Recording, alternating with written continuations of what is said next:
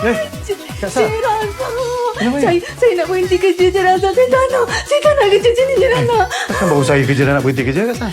Cik Rasa, walaupun Cik Rasa ni tapi saya tak sanggup jaga ni Cik Rasa. Ni rumah ni. Kenapa? Tak salah lagi lah Cik Rasa. Kak Sal. Kak Sal.